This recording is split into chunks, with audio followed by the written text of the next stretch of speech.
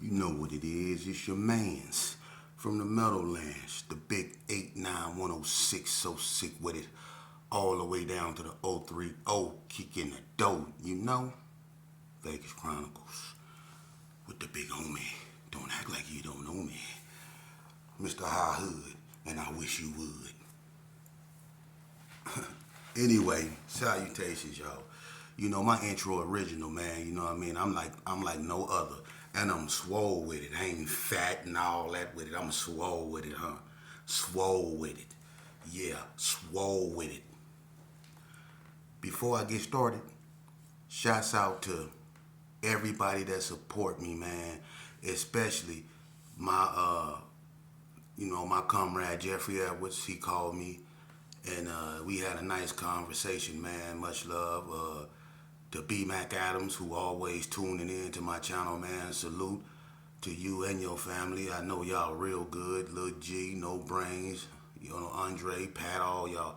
Salutation, you for sure a real one. And everybody else, man, that's been, supporting my push, man, for positivity and being an open book and sharing my experience of being a reputable ex-gangbanger, from the state of Nevada, Las Vegas in particular. I humbly thank y'all, man. Thank you for recognizing the good in what I'm doing. Thank you for, recognizing the change in me. And it gives me the fuel to keep doing what I'm doing because there's a lot of naysayers, but I don't focus on the minuses. I focus on the pluses and I accept the minuses for what they are, which is necessary. See, I'm going to break it down before I get to Vegas Chronicles. See, in order for you to get a currency, which is understanding, you need a negative charge and a positive charge. That's how batteries work, right? When you have a negative charge and a positive charge, you get in the middle of what is known as a currency, right? So you gonna always have naysayers and you gonna always have people that's gonna speak positivity. You gonna have the negative ones and the positive ones. And they necessary, both of them, because it gives balance. You know what I mean? It gives balance. And that's cool. But moving on. Today, what I want to talk to y'all about, man, and be real, pay attention to this. Because y'all don't take this serious. And I hate for, youngsters to go to prison, and it's sad that y'all continuously, go to prison. But this is a thing called green lights. Green lights. Now, there's many forms of green lights, but really one form of a green light. And a green light is basically, like for instance, if like me, when I went to prison, the Donnas and basically the North had a green light on me, meaning get me, kill me, hurt me, do something to me violently on sight. That's a green light to go ahead to do you in. And I never really understood that concept. I've been in institutions from like Shelby Training Center to Elko, and Elko is the gladiator school. We in our neighborhoods, we fight each other to brush up on our skills.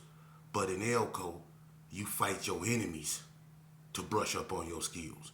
In Elko is where you really find out if you can fight or not.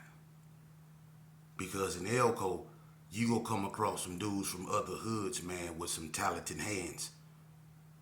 For real.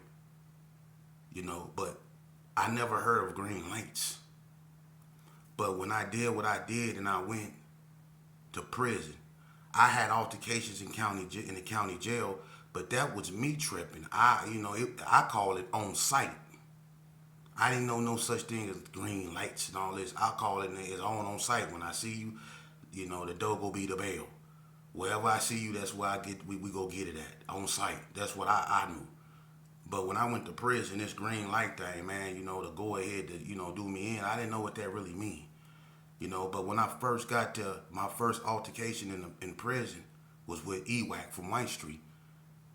I was looking through the flap and he played me. It was inexperienced. I was looking through a flap and I thought he was one of my homeboys, and he actually snuck out his room, and I was trying to get him, to go get some of my homies or to even see if my homies was down the hallway, and he played it off so smooth. When I put my face in the flap, he socked the sheet, socked me right through the flap, and I couldn't really do nothing, you know what I mean? But that was just my introduction to green light, you know what I mean? But when I hit the yard for the first time, I can tell, it was so intense. But, people like Woody, and all the older heads that was there, you know, they was cool with Lump and a couple more of the, older dudes from the north that wanted to keep the peace. I don't know which one of them cats dropped a kite on me that got me shipped off their yard, but they did. But when I first went to classification, when I got out the fish tank, right? Because all throughout the fish tank, I was having altercations with Donna. I had the issue with EWAC. Then when I moved down to B-Wing, I had the issue with Lil Marv. Me and Lil Marv got down because I smashed him in the county jail. We were cellies. Lil Marv, they killed Stacy Bills and Carry Arms. Marvin Clark. Man, you get down in the county jail. We were cellies. We called our case around. Well, I was in there before you. You called your case after me. And you remember what happened when Herb Wesley came to the door and was telling me to leave, get up off my homeboy sheepdog. And when we seen each other again, and we was both in the fish tank, and we got out again in the hallway, you tried to bomb on me when I was on the shower, and I tried to drag you in the room, and you, OC, your homeboy, was pulling you the other way, and we was playing tug of war with your ass, and I was trying to get you in that room, and you wasn't trying to go up in there, boy. You remember that? Let's keep it real, Lamar. You know what I mean? But anyway, I was just having altercations. But when I went to classification, man, this is when it gets serious. What they did is they said they sent me to Ely because I had so much time. I wouldn't qualify for the yard. So they classified me to Ely and they put me in a hole in Unit 8 upon transportation. Now, when I go to the hole, I didn't know, Ely can deny your transfer. And that's what happened. They denied me. So they brought me back to classification and they sent me to the yard. So now it's tense, like I said. But Woody them, they kept, the peace. But you can tell something was about to happen. Every morning when we go to, breakfast, it's always tension. You know what I mean? I went to breakfast with Grouchy Loke and all them, you know what I mean? Me, Grouch, I think Kip Nut, all us went, together, you know what I mean? Jinx, all us, you know what I mean? And you could just feel the tension. Well, they end up locking me up, pending transportation to NNCC now. So they done snatched me back off the yard. Now I'm back in Unit 8 again, right? Now, when I was on the yard the first time, it was two people that I've seen that we was mugging each other, and it was Pork Chop and it was Hot Top from ABM. Now, both of these cats had perms back then, right? So we didn't say nothing to each other, but we was mugging each other real hard. Now, when I get sent back to Unit 8, Hot Top, I don't know how he get in the hole or what he did, but he was in the hole. So when I'm waiting for transfer, I'm back there by myself. It ain't no Gersons really back there. I'm pending transportation. So I guess the North, figured, hey, this is the perfect time to get this nigga. I ain't had no homies or nothing back there, right? So on one particular morning, I was on the phone and I was calling home. Now I'm new to prison. I don't really know the get down like that. I don't know, dude. Be on your P's and Q's. You know what I'm saying? You need one of these to be walking around with right now because you hot. They got a green light on you. I'm naive. So I'm on the phone and when I get off the phone, I was finna get in the shower, so I go upstairs. My room was upstairs. So when I go upstairs, I noticed when I went up one way, I noticed this slender, tall dude. I didn't even know that was Hot Top. But I know a slender, tall dude like went on the other side and was going up the stairs, right? So I'm like, what the? You know what I mean? So I'm like, what the? I wasn't really paying no attention. So some cat, I think he was a GQ. I forget his name. He a GQ though. He came up the stairs behind me, right? So as I'm going in my room, I could see Hot Top coming toward me, but he coming toward me kind of aggressively. But he got his hands in his pants, and as I get a good look at him, I can tell, man, that's Hot Top motherfucking ass. So we looking at each other, and he got that look on him like, yeah, nigga, we go get your motherfucking ass. And some say, boy, turn around. And when I turn around, I forget this cat name, man. Little short GQ nigga, man. Got bumps all on his face. Forget this cat name, man. But he had something made out of plexiglass, and it was like long. It was real long. And Hot Top pulled something out black, and it had ridges on it, man. Now I'm a baby. I'm 17 years old, man. I ain't never been in this type of situation. But y'all remember that Slick Rick song when he said, "This was the moment I feared." Hey, look, I ain't gonna lie. See, I keep it 100. I want to be able to tell y'all, yeah, I poke my chest out and say, like Tony Montana, "Come on, I'll take you all up, get hell.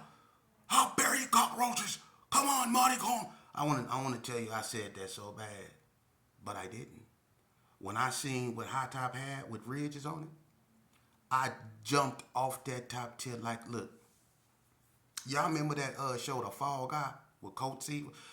I jumped up off that top tier, look, like it wasn't there, and I landed on my feet like, look, and that's a steep jump. I landed on my feet like a cat and got up out of that, man.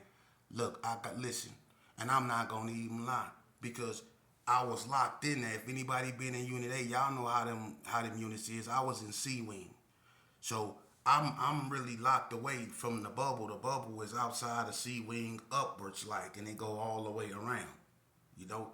So when I jumped off that thing, I landed on my feet. Yeah, it hurt it, and I thought I broke both of my legs, but at that point, it didn't matter. Look, I ran toward that goddamn gate, and I was running down because when I jumped, I was off balance, but I didn't hit the floor because they had something that was looking. Man, look, I couldn't get stabbed with either one of those. I was too little. I couldn't get touched with neither one of those. And I swear to God, when I jumped up off there, I did it like I was a stunt man. I did it like I was trained to do it. I jumped up off that goddamn top tier, man, and landed on my feet and ran toward that goddamn gate. Look, and I was off balance, so my head was down. And I didn't even get a chance to get myself together. You know what stopped me?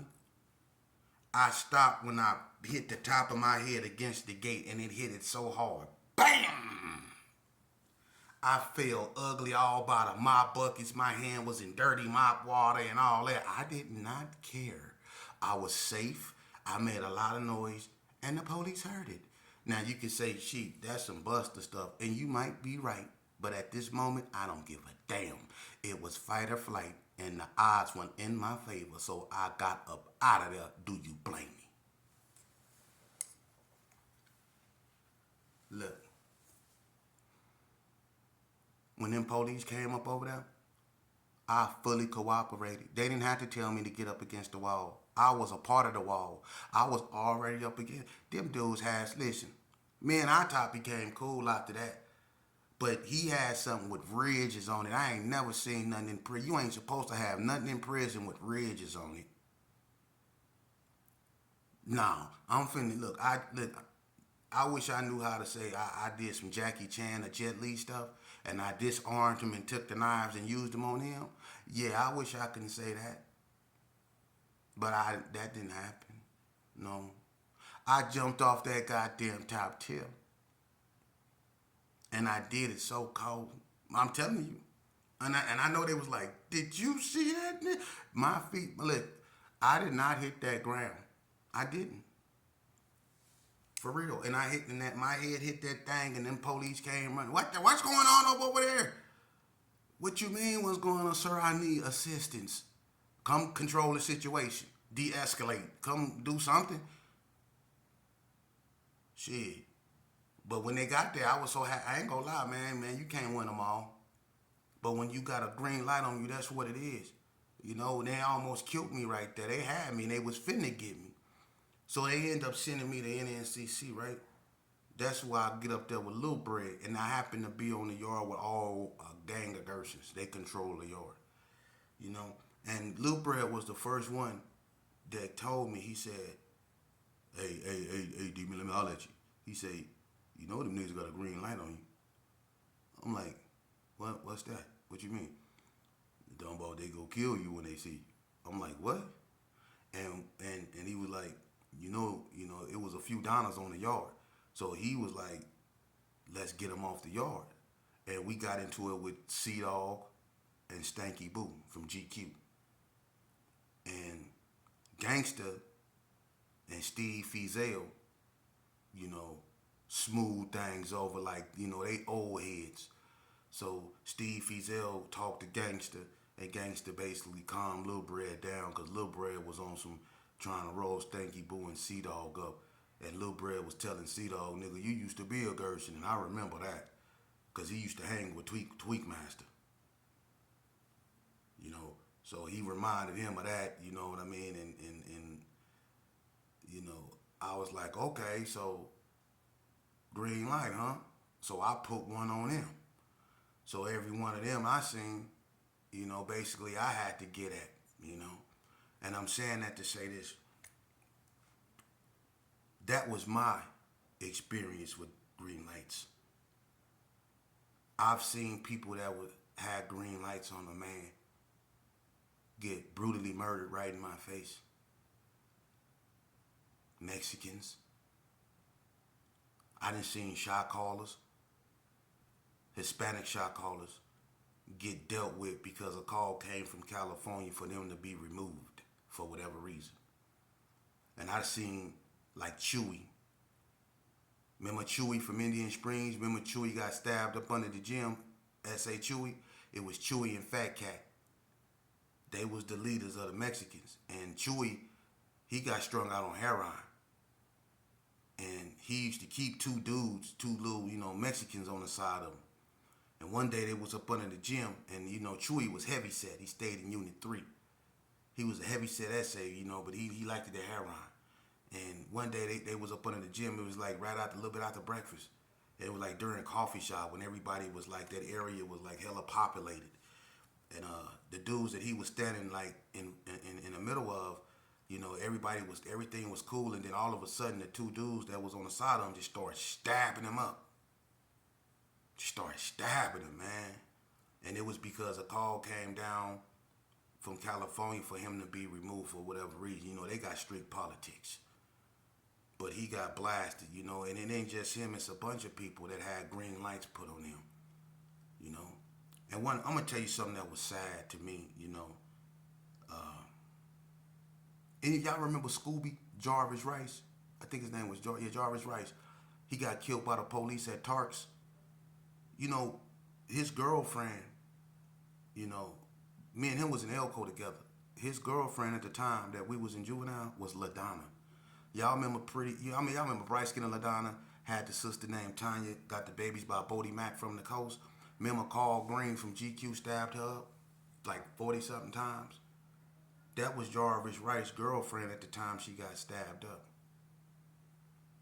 He ain't been right ever since. Jarvis, unfortunately, he became, I think, either ABM or some. He became some in the north. He stopped claiming Gershon. He became some in the north. He started hanging with Lex and all them from ABM. But Jarvis ended up getting killed at Tarks. But Carl Green, the one that killed this girl, he ended up getting a lot of time in prison. And y'all remember what happened to Carl Green? He rested in peace too. I mean, that's a cold episode. He got. I think Carl Green got murdered in Ely. And he stabbed that girl up like that, man. And the sad thing about that whole story is Jarvis is gone. He got killed by the police. His girl LaDonna gone. She got stabbed up by Carl Green. Carl Green dead. He got killed. I think he got stabbed up in Ely. Either it was Ely or NSP. He got killed. And Jarvis' sister ended up getting killed, dying. I mean, that was just so tragic right there, man. That was just so tragic. That was just so tragic, man. And I want to say this. I want people to understand this, man. As a native of Las Vegas, and as the son of Big Sheep Dog, man. I want y'all to know, man. It's very important that y'all start taking heed to positive messages because it's that time. It's horrible things happening. I know y'all see them. The present itself is, we used to say we was taught to seize the moment. Tomorrow is gone. We can't get that back. You have to live for today because today is the most important because tomorrow is not promised. Well, even this very present moment has become questionable. Y'all hear about the mass shootings. Y'all see what's going on. We have to really wake up, man. It's that time. People be on these platforms bringing bogus ass messages, man. You have to understand that a lot of these platforms they should be used as a positive way to reach the message and bring positive messages to our people, messages of upliftment and messages of means of progression on how we progress, how we get ourselves out this state of stagnation. These platforms should be used to uplift our people, not stay in conflict. But instead of using these platforms to build upon and help each other come up, we use these platforms to tear each other down. We use these platforms to feud with one another, to create more problems that spill out into the streets and cause more death and destruction. And that's a goddamn shame because we create these platforms with the intent to create chaos and uncivility. But why? Ain't it been enough of that? Let's use these platforms that these youngsters is actually paying attention to, and why these platforms got their attentions. Let's start instilling positivity in them because we losing our youth. We don't have no future if we don't have our youth, and we losing them to the system. We losing them to death for sure. And I mean, we got to start looking at both sides of the coins too.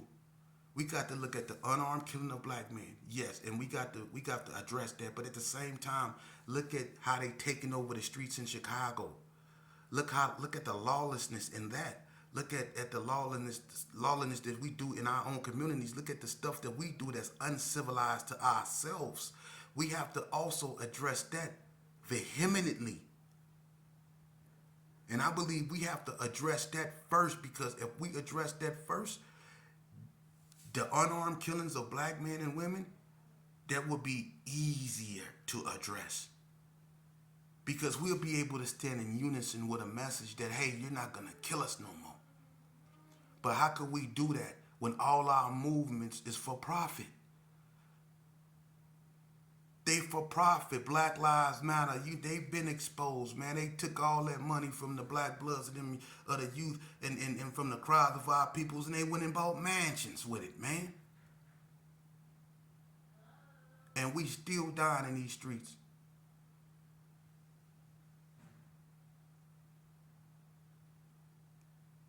Come on, man. We still dying in these streets.